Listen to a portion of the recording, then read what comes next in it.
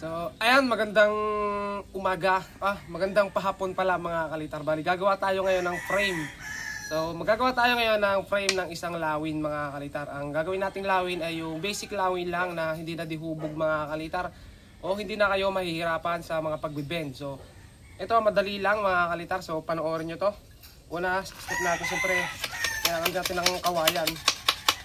Alisin lang natin. Kasi kukuhan natin yung sukat mga kalitar ng gitna.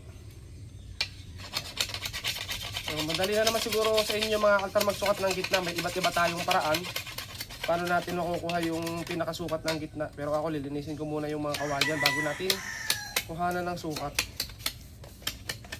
Alisin natin ito mga kalitar, itong ganitong mga buko.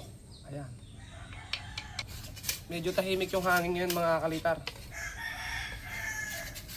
Kaya baka makagawa na lang tayo ngayon sa ngayon ng frame. Frame lang.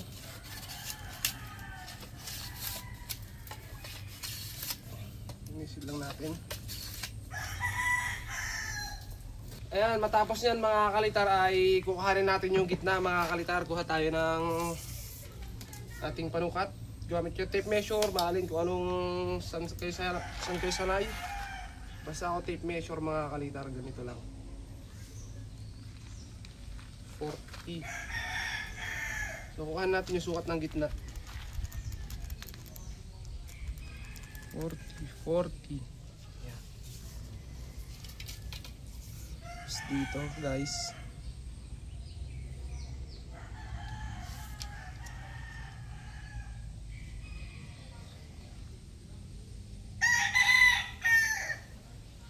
Okay. Balik natin. Kung 40 ba parehas? 40. Tapos, nakuha natin yung magkabilang haba nito, parehas. Ngayon naman yung gitna, mga altar ito, sa may guhit. Tapat natin yan. Papunta dito. Ayan.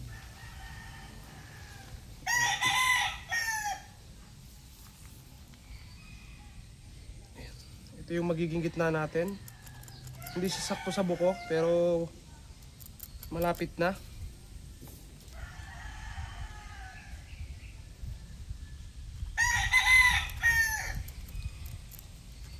Sensya na sa kamay natin mga kalitar.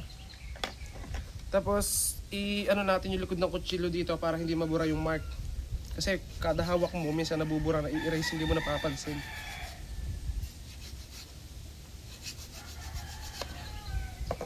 Tapos baakin natin.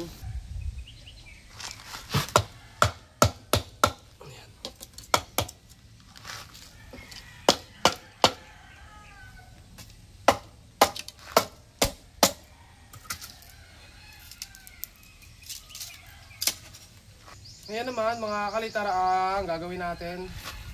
Sukatin natin kasi dapat mas mahaba yung ibabaw kaysa doon sa ilalim. Kukuhanin natin yung sukat.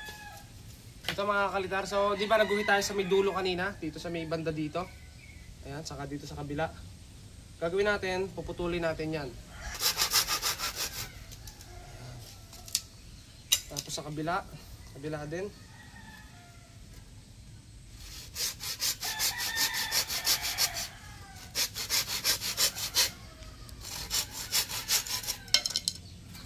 Ganyan lang mga kalitar. Tapos unahin natin mga kalitar kayasin itong ganyan kasi yan mga kalitar.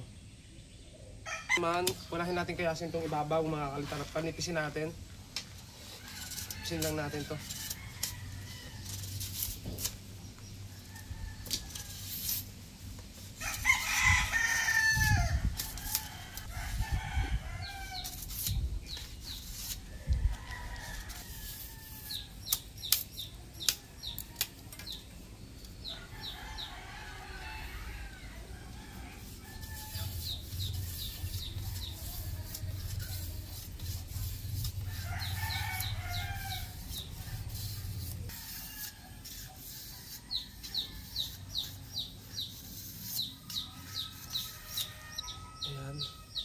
Tingnan nyo lagi mga altar kung pantay na yung bend.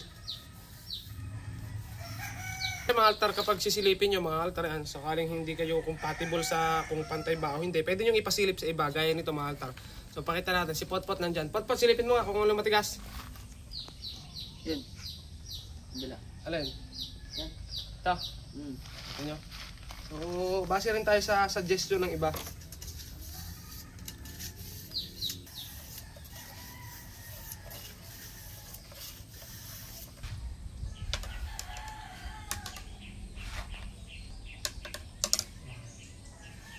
Okay mga kaltar, ito, napaliit na natin yung kawayan. Ang laki ng iniliit niya. Ayan, dapat kasi malambot talaga. Ganyan.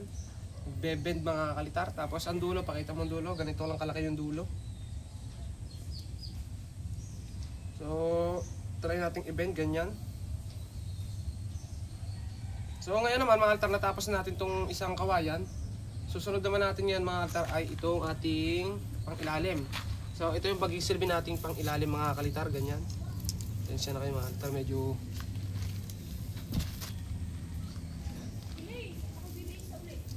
so magbebend naman tayo mga kaltar nito. Itong ating kawayan.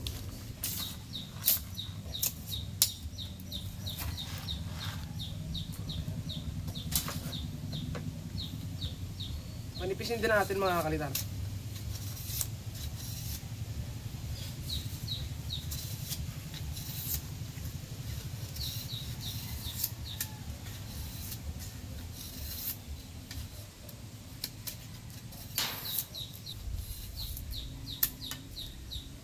Ang pagbibend ito mga altar, wala na siyang hubog. Ang hubog niya lang talaga, kailangan nakabangkong lang siyang ganyan. Yun lang yung magiging hubog niya. Tapos dapat malambot.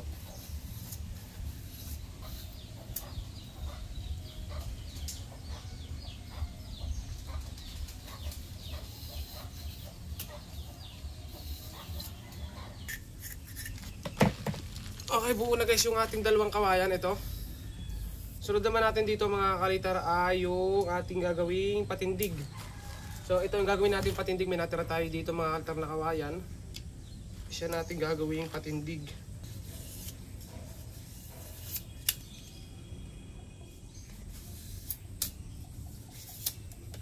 So paggawa mga kalitar ng patindig, ang gagawin natin dito, dapat mas maliit naman yung puwet. Para kahit hindi ka na magawa ng sumba mga kalitar, eh lumilipad.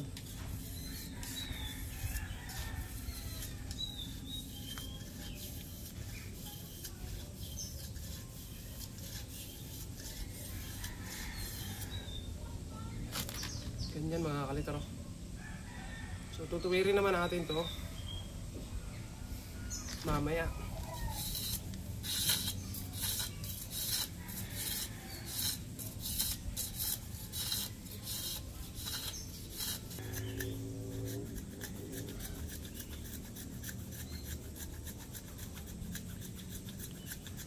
Ngayon naman unatin natin siya. So pwede tayong gumamit mga kalitar ng apoy para matuwid natin. Pero ito naman konti lang naman yung kilo niya. Kahit hindi na tayo gumamit.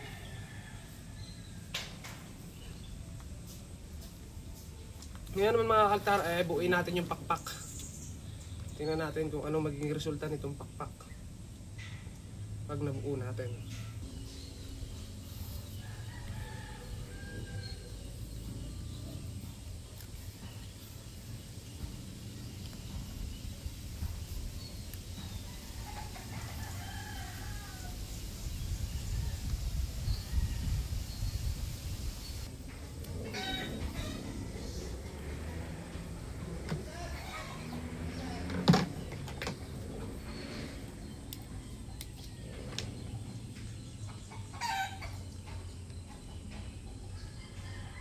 Natin guys ng glue. Basta alin natin itong pang ilalim mga kalitar na pakpak.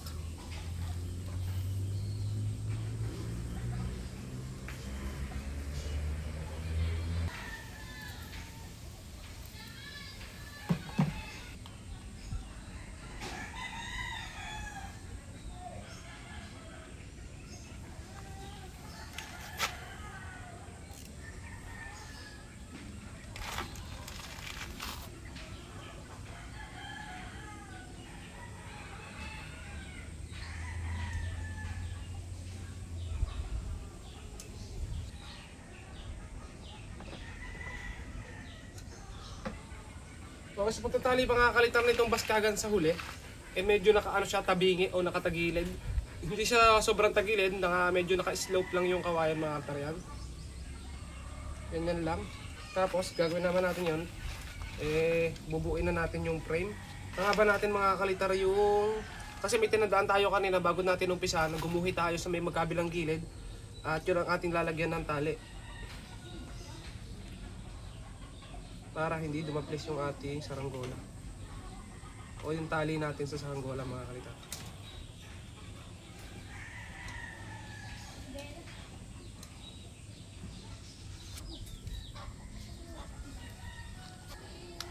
Pag gusto ko talaga mga kalitar mabilis magputol, hindi na ako naghahanap ng gamit.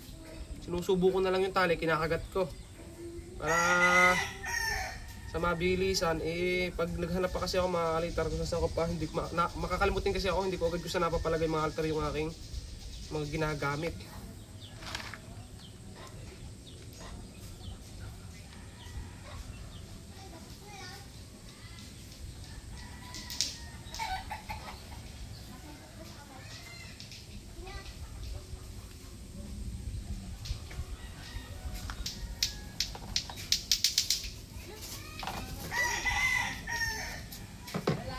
Tapos yung kabila naman mga kalitar. Pero kuhanin muna natin yung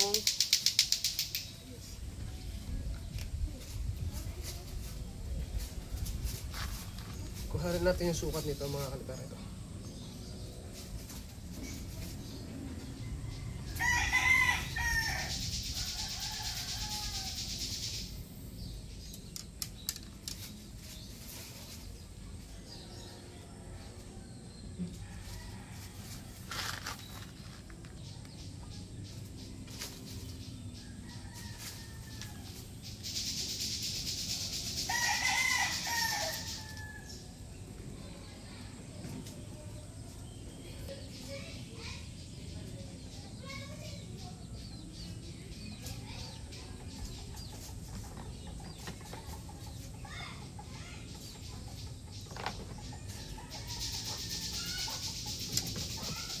Ayan mga kalitar, ganyan mag-iitsura niya. Tapos to, bebenda natin to. Ayan, pag ganyan.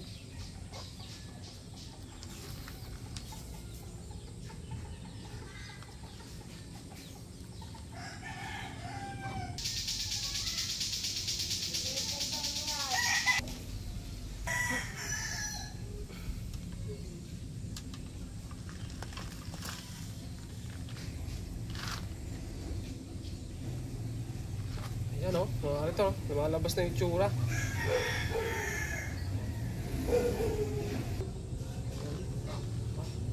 Tapos sukatin natin mga kalitar para malaman natin kung saan natin lalagay. Naglagay tayo dito ng tali. Sukatin natin tong layo nito. O kahit dito kayo sumukat, basta maging sakto rin dito kung saan nakalagay yung tali sa kabila. Okay? So lagyan natin ng mark.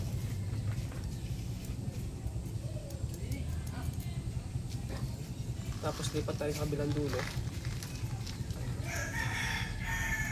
Lagyan natin ng mark. Okay. Tapos putol ulit tayo guys na ang tali. Gagawin natin itong hagting. Okay. Tapos hagtingin natin guys. Ito ko sa inyo. Dito. Hagtingan na natin. Ganyan.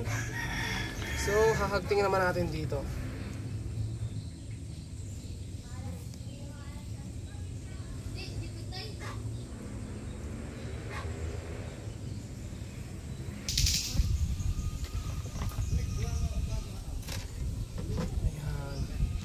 Tapos para masukat natin guys, kukuhan din natin yung haba nito.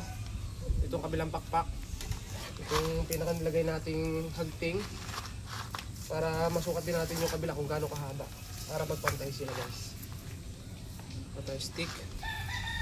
Kasi natin, ayan. Ayun, ayan. Tapos dito. Ayan.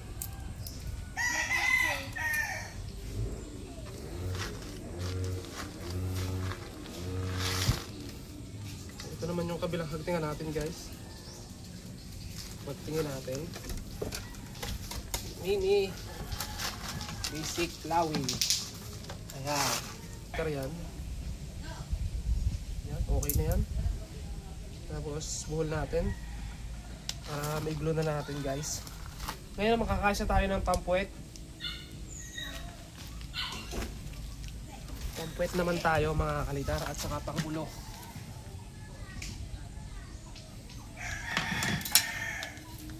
Grabe, paspasan to mga kalitar ha. Para tayong nag-o-on the spot ha. Kaya na mga kalitar, gagawa naman tayo ng pangulo guys. At saka ng pampuwet. Madali na to guys. Ayan, so gawa tayo. Alam nyo mga kalitar, libangan lang naman namin dito ay gumawa ng saranggol ha. At saka minsan sa gabi, nag-ano kami. Nag-online games mga kalitar. Yun lang yung aming... Yeah. Saka meron nga pala to guys.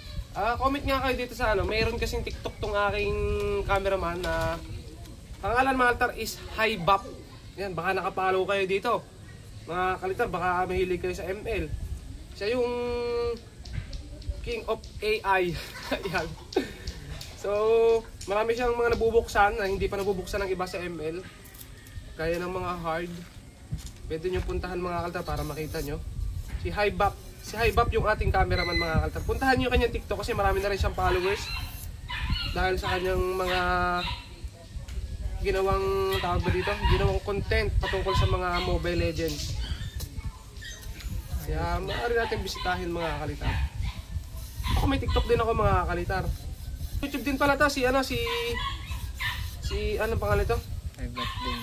Si Hybap, search nyo Hybap YouTube channel niya mga kalitar. Suportahan natin. Babago siyang nangangarap mga kalitar na maging isang content creator sa tawag ba dito sa YouTube. Baka naman makakahingi po sa inyo ng konting tulong. Subscribe para madagdagan po. Kasi sa YouTube talaga kailangan mong mag-ipon ng 1,000 subscribers bago ka ma-monetize.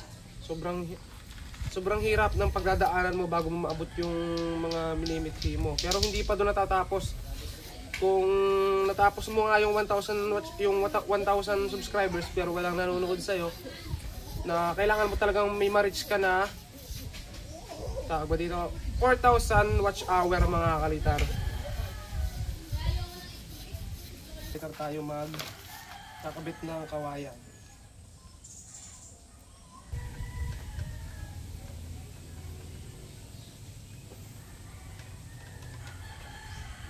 Sa mga nagpapagawa nga po pala, pasensya na kayo. Dahil hindi ko po talaga maabyad pa kasi naubusan ako talaga ng kawayan mga kalitar. Nahihiya naman akong gumamit ng kawayan mga kalitar na hindi karapat dapat. Baka magpaikot lang mga kalitar o ang mangyari pa dito mabali lang. So, nakakahiya mga kalitar pagka ganon. Kaya pagpasensyahan nyo na ako guys. Hindi ko maabyad yung ating yung mga paggawa.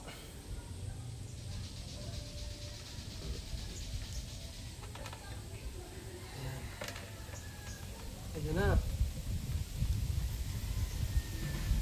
Okay, dito siya. Yung magandang magbibideo.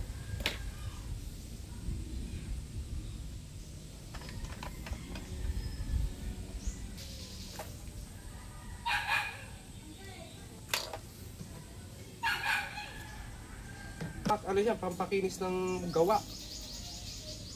Noon talaga nagliliha ako. Pero hindi ko siya ginagamit pang paliit mga alta, pang ano lang sa pampakinis.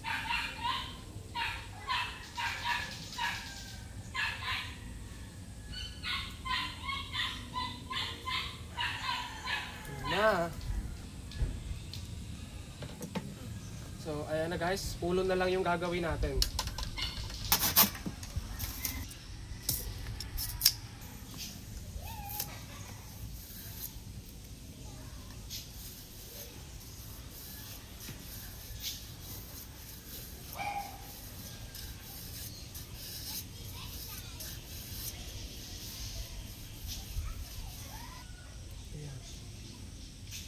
Tapos, pag gaganin natin, pag susuklutin natin, ayan, ganito lang. Susuot lang natin yun guys. Kiklik. Ayan. Ayan. Ganyan lang. Tapos pwede natin siyang ilagay dito mga kalitaw. Guys.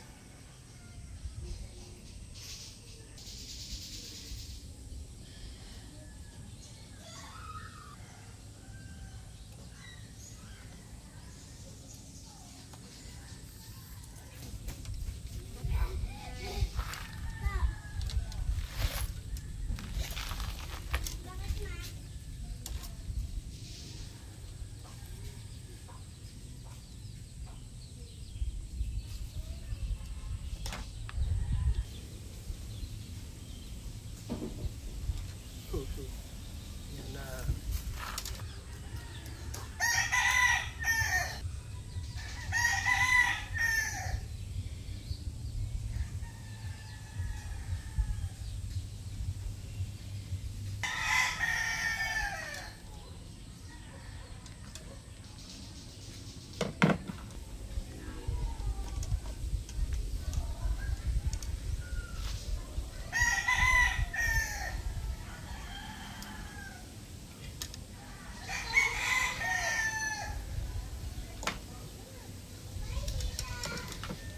At eto na mga kalitar ang ating frame lawin. Paano gumawa ng frame ng lawin? So ganito na yun mga kalitar.